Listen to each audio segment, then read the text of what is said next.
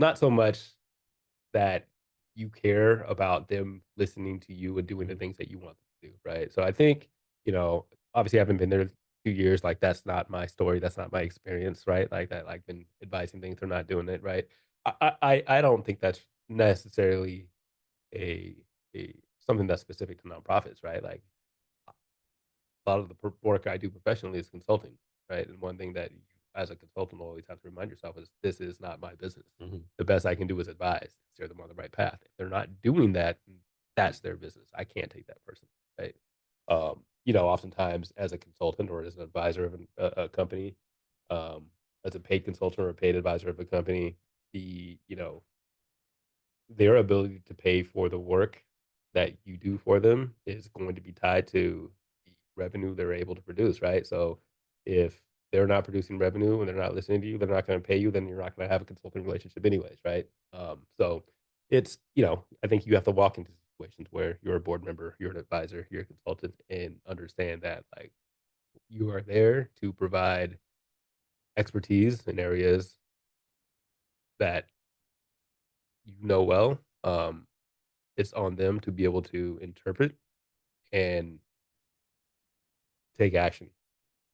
They can make those decisions. That's not my decision. So before we move on, anything else you want to talk about as far as Mercy House? What you have anything going on in the future? Any events or anything we want people to know about? No, I mean, they just wrapped up a pretty big event, called Power of Home. They do on an annual basis. Again, like I said, like I'm still learning. There's a lot of stuff happening. There's properties that are being opened. I work particularly with the team called Mercy Housing Northwest.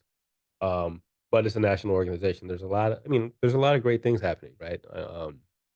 But yeah, nothing that I'm super aware of, at the moment, but again, talk to me this time next year. I'm sure there's gonna be a lot of stuff I can talk to you about. All right, moving on. How did you become involved with tech startups? Hmm. I became involved in tech startups. That's an interesting question. Um, Kind of a windy road. My whole career path is a weird windy road. I started working for a tech company quite a while ago. Um, Before that, I had launched an organization called Young Professionals of Seattle. Uh, Through that work, naturally curious. I say the work with Young Professionals of Seattle being, naturally curious. Um, would continuously conduct surveys from, people participating, individuals, and then companies that were looking to sponsor to try to figure out what was important, what was interesting, why do you want to sponsor, where do you expect your dollars to go through, like what are the results that you're looking for. In doing so, I found a couple of commonalities between companies that are looking to give money, to give dollars.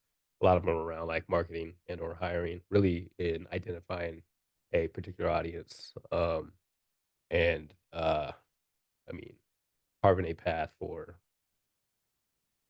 spending and or employment for those audience members.